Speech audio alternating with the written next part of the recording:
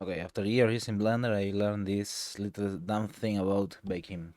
But first, let's say how do we bake in Blender?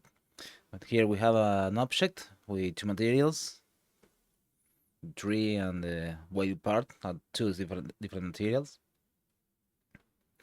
What you have to do is first, of course, unwrap it, create a texture node with a texture to bake it on. Select the node. This is very important because Cycles is going to bake in the selected active node. Then go to render cycles and bake it. Yay! Only the pink part has been baked. If I select everything and try to bake again, I'm going to get this error. As you can see here, no active image node selected in material. So what I have learned in the last few days?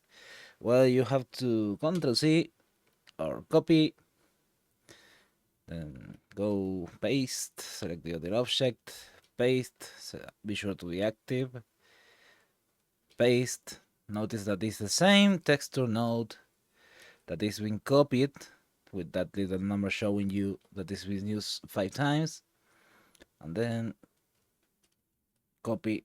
Now once you have the node copied in all the materials on all the objects, you can now select everything, select the node, bake, and it will bake all together.